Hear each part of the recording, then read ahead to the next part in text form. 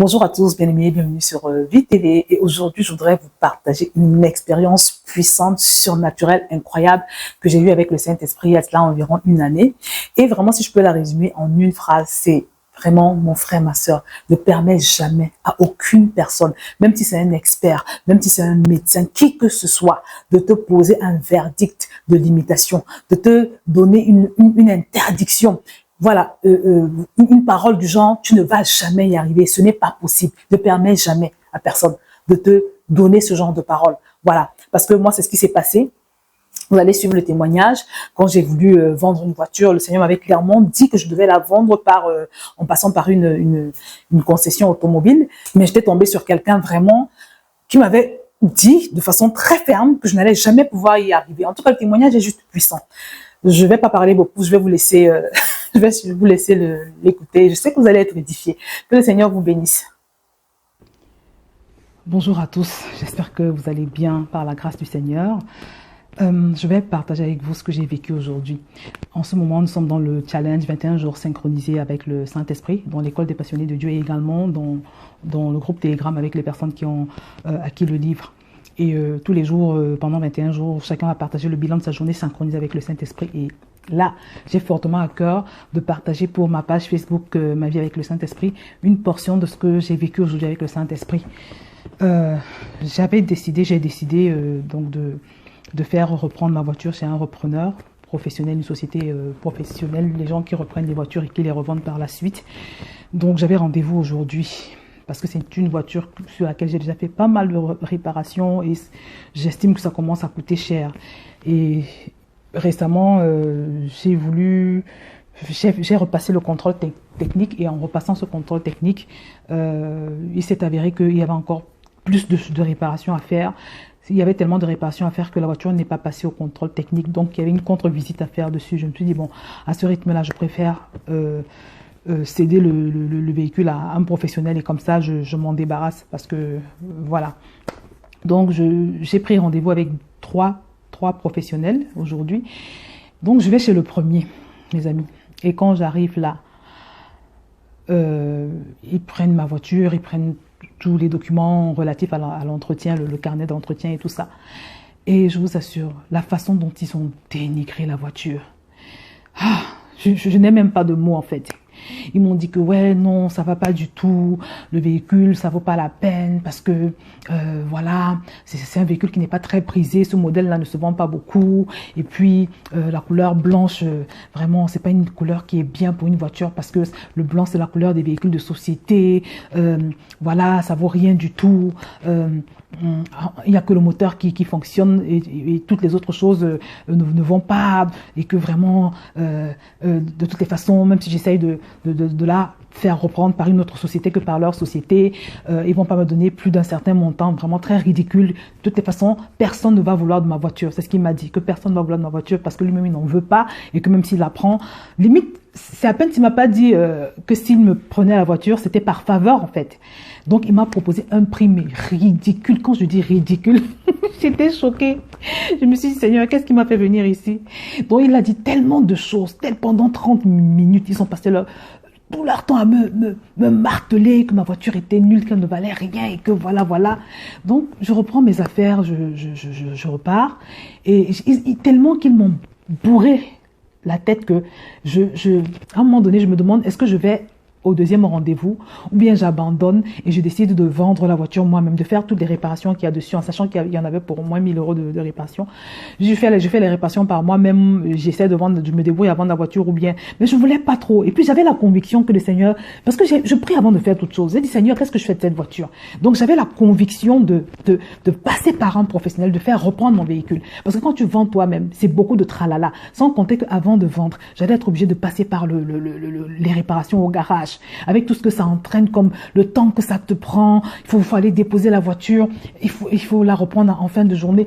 Bon, je vous passe les détails. Et quand j'aurai fini avec le garagiste, je serai allée chez le carrossier parce qu'il y avait aussi quelques petits dégâts au niveau de la carrosserie. Donc, je pense à tout le temps, ça va me prendre, sans compter la procédure de vente en elle-même. Il faut mettre la voiture en ligne, et après, il faut tout le tralala administratif. Je ne voulais pas faire ça, parce que je n'ai pas le temps. Et Dieu lui-même, il sait que j'ai pas le temps de faire tout ça. Ça prend un temps fou. Sans compter que quand tu vends ta voiture à un particulier, tu es un particulier, tu vends ta voiture à un particulier, à tout moment, il paraît que c'est une nouvelle réglementation.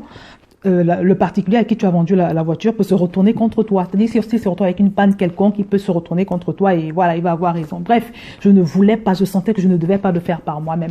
Mais quand je sors de là, je me dis, ah, peut-être que des fois, vous savez, des fois, tu penses que tu es convaincu que c'est le Seigneur qui t'a parlé, alors que c'est ta chair. Donc, je me dis, ah, peut-être que je me suis trompée.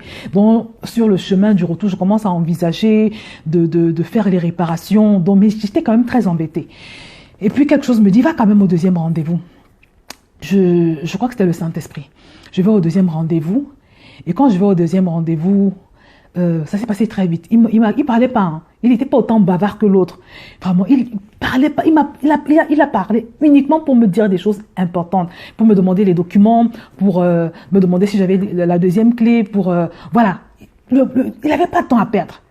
Donc je lui ai fourni les documents. Il a fait quelques photocopies. Il a fait quelques photos aussi. Il a envoyé, je sais pas où il a envoyé, hein, je sais pas, il a envoyé à quelqu'un, un expert certainement. Et puis il m'a installé dans une salle. Il m'a dit qu'ils allaient me donner le prix final d'ici 10-15 minutes. Donc je m'installe dans la salle, on m'a proposé le café et tout ça. J'ai dit non, je veux qu'on me donne le prix final là. Donc au bout de 15 minutes, il me fait signe, il m'appelle dans un bureau. Donc je vais là-bas et je me disais, mais mon Dieu, qu'est-ce qu'il va me dire là? Qu'est-ce qu'il va me dire? J'arrive dans la salle, il me dit, bon, ils ont regardé, ils ont examiné, il m'a montré toutes les photos du véhicule, il m'a montré les problèmes au niveau de la carrosserie, il m'a dit, et puis sans compter qu'au niveau du dernier contrôle technique que vous avez fait, il y a quand même des choses il y a quand même des réparations et tout, et que donc finalement, je vous propose tel prix. Quand il m'a annoncé le prix, au début, je me suis dit, bon, c'est sûr que j'ai mal entendu. Parce que le prix, mes bien-aimés, le prix était 3 fois celui qui m'avait été proposé chez le premier repreneur chez qui je suis allée. J'étais choquée. Je lui ai dit pardon. Il me redit le prix. Je lui dis oui. Je vous assure qu'à ce moment-là, j'ai tout fait pour rester calme parce que fallait pas quand même que je lui montre que voilà que j'étais surprise, que j'étais excitée. Il fallait que je reste calme. Et puis de toutes les manières, dans le challenge, il y a une règle. Et c'est une règle que le Seigneur m'a donnée un jour, quand je lui posais la question des attitudes à manifester pour la connexion avec le Saint-Esprit. Il m'a dit le calme. La Bible nous dit que c'est dans le calme et la confiance que sera notre force. Donc tout de suite, j'ai senti qu'il fallait que je me calme. Donc j'ai tout fait pour me calmer, pour parler d'une voix posée. Je lui ai dit oui, le prix, honnêtement, le prix me convient parce que je suis consciente des réparations qu'il y a à faire sur le véhicule. J'ai essayé de passer le contrôle technique, mais c'est pas passé. Donc vraiment, j'accepte. Et je n'en revenais pas en fait. Je n'y croyais pas. Parce que le prix c'était au-dessus de ce que j'avais prévu. Parce que quand moi je partais, j'ai demandé au Saint-Esprit, quel est le prix que en dessous duquel je ne dois pas descendre. Donc j'avais le prix dans ma tête. Et figurez-vous que le prix qu'il m'a donné était au-dessus de ce que j'avais prévu. Donc je me suis dit, est-ce qu'il n'y a pas une erreur quelque part? Parce que tellement, le premier repreneur chez qui je suis allée a dénigré la voiture. Je vous assure. Donc, il m'annonce le prix et dès que je dis oui, il a tout fait, les documents en quelques minutes.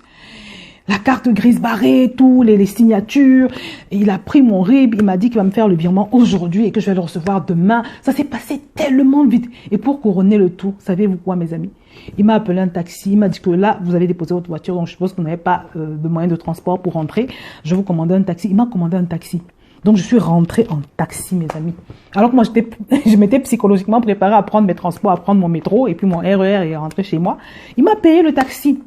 Quand je suis sortie de là, mes amis, je tremblais. J'étais toute tremblante. Je me suis dit, Seigneur, le premier verset qui est monté en moi, c'est ce verset qui dit, n'appelez pas conjuration ce que ce peuple appelle conjuration. Ne craignez pas ce qu'il craint et ne soyez pas effrayés, mes amis. En fait, le Seigneur... Il a utilisé ça pour me faire comprendre que il faut jamais s'arrêter à ce que les gens te disent. Il faut jamais s'arrêter à une limitation que quelqu'un pose sur ta vie.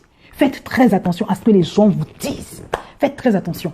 Et je reviens en arrière, hein. Je rappelle que quand je suis arrivée, parce que parmi les règles du challenge, il faut toujours manifester sa puissance, il faut toujours être conscient de Christ en nous. Quand on arrive, moi, quand je suis arrivée à cet endroit-là, j'ai pris possession des lieux selon qu'il nous est dit dans Josué que tout lieu que notre pied foulera, le Seigneur nous le donnera en possession. Donc quand je suis arrivée, même déjà dans le quartier avec la voiture, j'ai pris possession de la ville.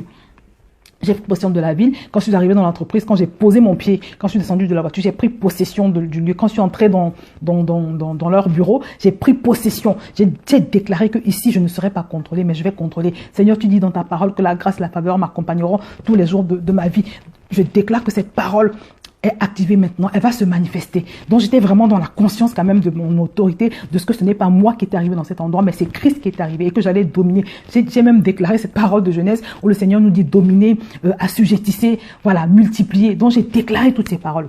J'étais dans la conscience quand même de tout ça. Et vraiment, j'ai vraiment eu ce sentiment de contrôler avec Christ en moi et de ne pas être contrôlé. Parce que des fois, dans certaines circonstances, on vit des choses, tu sens que tu es contrôlé. Il ne devrait jamais en être ainsi. C'est pour ça que c'est important de marcher dans la conscience de Christ en nous, de qui on est et de tout ça. Donc, pour couper court, voilà, j'ai vendu ma voiture 3 fois plus cher que au premier endroit. Et ce qui m'a choqué, c'est quand je pense à comment ce gars il a dénigré. Mais il m'a carrément dit que Madame, personne ne va vouloir de votre voiture.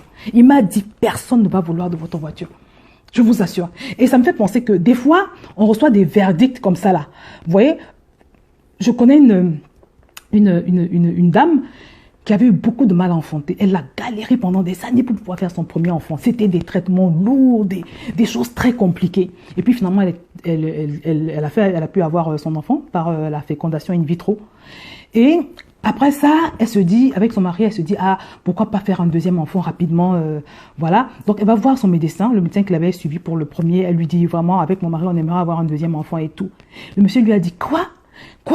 Mais comment peux-tu imaginer un seul instant qu'une telle chose puisse être possible? Est-ce que tu as vu toutes les galères pour le premier, tout ce qu'on a eu à faire pour le premier? Est-ce que tu penses que c'est possible? Mais c'est pas possible.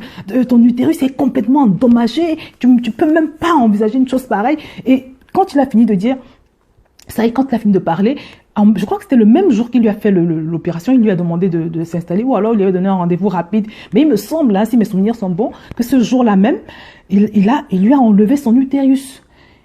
Il a fini de parler comme ça, il lui a enlevé son utérus. Et elle m'avait appelé pour m'en parler en pleurant. Vous voyez? Donc, c'est pour te dire que parfois, c'est sur le plan médical, le médecin va te dire, oh, c'est foutu, tu es condamné. Il va te dire des paroles de condamnation, des paroles vraiment qui vont tuer tout espoir en toi. Non, faut jamais t'arrêter aux paroles d'un médecin. Faut jamais t'arrêter aux paroles d'un expert quelconque. Parfois, c'est une personne avec qui tu es en relation, qui t'a beaucoup rabaissé, qui t'a dit, oh, tu n'y es pas, tu n'es pas assez ci, tu n'es pas assez ça, tu n'es pas assez intelligent, tu n'as pas assez de talent. Et puis, tu t'es enfermé là, comme ça, là, dans cette limitation que la personne a posée dans ta vie. Il faut éviter ça. Il faut arrêter ça.